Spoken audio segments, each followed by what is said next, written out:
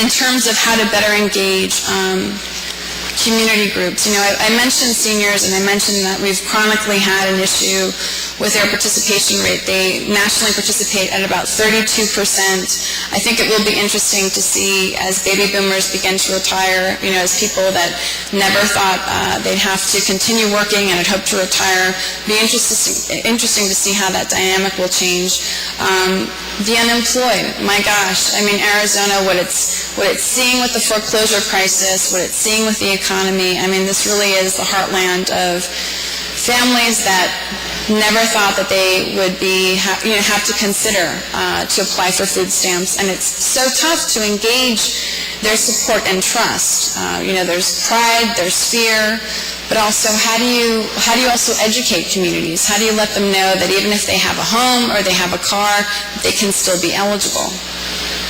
And lastly, all the challenges facing with engaging immigrant communities, particularly Hispanics, and here in Arizona.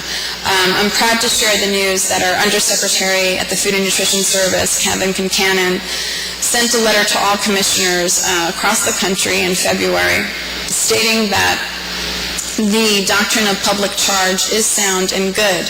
And that means that eligible immigrants, when they apply for benefits, are not in jeopardy, should not be in jeopardy in terms of their immigration status. And so we've also been working nationwide to see how we can better provide information. We've been in constant dialogue with our sister agency at the Department of Homeland Security to see how we can better reach those eligible immigrants that aren't participating. In terms of our school meal programs, we are serving 31 million children through our National School Lunch Program, and 11 million children through our National School Breakfast Program. So in terms of thinking of ideas and thinking of new partnerships and how we can better reach children so that they do not go hungry, school breakfast is a fantastic opportunity. Another program that is so critical that unfortunately, I hate to share this, but Arizona is the worst in the nation, and it was alluded to earlier today, is our summer feeding program. Summer feeding has always been tough. Only 17% of children eligible for summer meals actually receive them nationwide. But this administration is really working hard to work with all of you to figure out what we can do to make that a marker of the past. So prior to the conference, I was just talking to some of my friends over at the Winslow School District, and they were sharing some creative ideas of how to identify open and closed sites, how to go through the administrative process. And also, I was sharing with them that usually the most successful summer feeding programs are ones that are paired with some sort of physical activity. So if you can think about, for instance, a church that, maybe the church itself doesn't want to provide the meals or isn't able to actually, prepare the meals, deliver the meals, that's okay. The church can serve as an actual site, and then through a partnership, another organization can help with the collection of the meals, the distribution, the delivery. So there are lots of ways of innovatively approaching these problems. And recently, for instance, we had a webinar. Has anyone ever participated in a food and nutrition service webinar in this room? Aside from DES? Okay, Jenny. Well, we've got to do a better job then of marketing those webinars.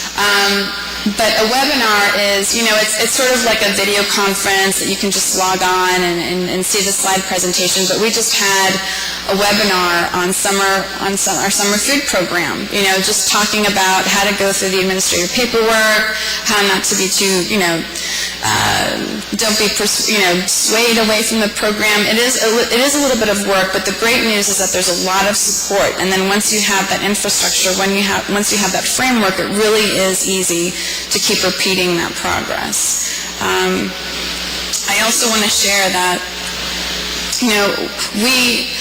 we want to really collect ideas. We also really want to have your feedback. I was in Arizona just recently, about 6 weeks ago, meeting with different faith-based organizations, meeting with different nonprofit partners, just sort of talking about how, it's a historic time, and the bad news is that there's so many people in need, there's so many people struggling and trying to make ends meet, but the good news is that these programs are doing exactly what they were designed to do. I mean, SNAP is unquestionably the largest anti-hunger program in the country, and these programs at the Food and Nutrition Service definitely operate as a critical safety net for those in need.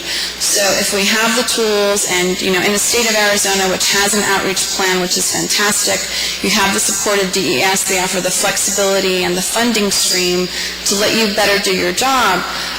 It's a wonderful time, when they say that crisis breeds opportunity. It's a wonderful time to sort of step back and reassess and see what we can do by partnering better, by collaborating, by networking. I encourage all of you to make new friends today before you leave, and just continually sharing ideas. And again, no one of us can do it alone, and thank you so much for all the hard work that you do. I'm going to open the floor to questions and answers, but thank you.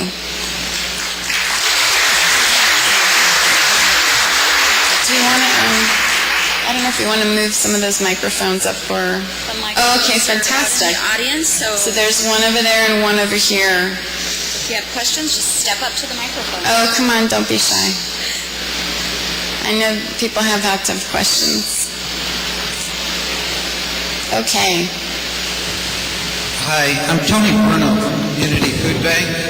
We run a summer meals program. I've attended some of your webinars and telenars, and I guess one of the problems I have is it would be better suited if they were regionally run rather than nationally. One of the things I keep hammering on, whether I'm with Ellen at FRAP or anywhere else, is the definition of rural on the East Coast is very different than the definition of rural on the West Coast.